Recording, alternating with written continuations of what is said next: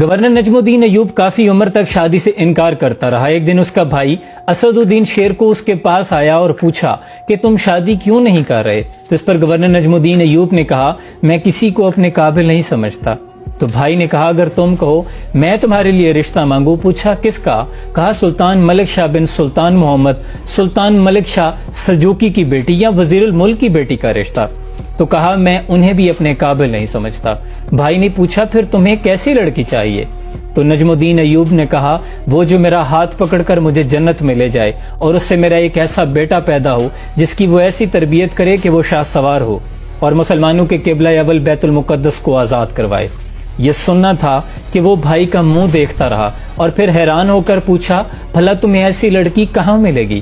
تو اس پر نجم الدین ایوب نے کہا اگر نیت میں خلوص ہو تو انشاءاللہ اللہ نصیب کرے گا۔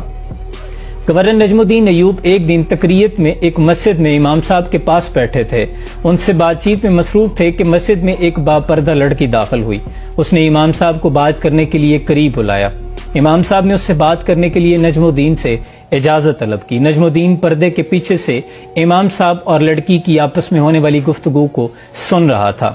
تو امام صاحب نے اس لڑکی سے پوچھا کہ بیٹی تم نے اس رشتے سے انکار کیوں کر دیا جو میں نے بھیجا تھا؟ تو لڑکی نے کہا کہ اے ہمارے شیخ و مفتی بلا شبہ وہ لڑکا اعلیٰ منصب اور اچھے خاندان کا تھا، وہ خوبصورت تھا لیکن وہ میرے قابل نہیں تھا۔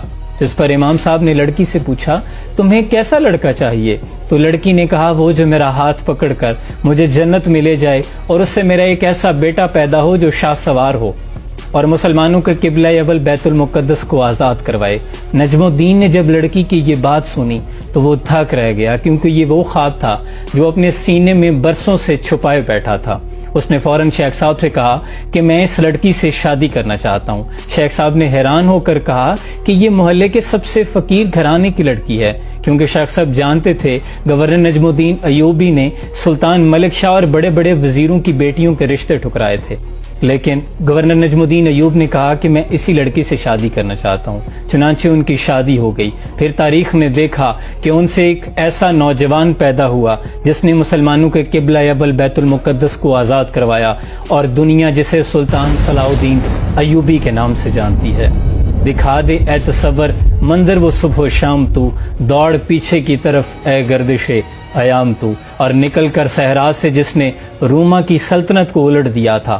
سنا ہے یہ قدسیوں سے میں نے وہ شیر پھر ہوشیار ہوگا، اور تیرا بھی دور آنے کو ہے فقر غیور، کھا گئی روح فرنگی کو ہوائے سیم و زر۔ اللہ کریم ہمارے مسلمانوں کے ایسے ہی ایمان اور جذبے دوبارہ پیدا فرمائے۔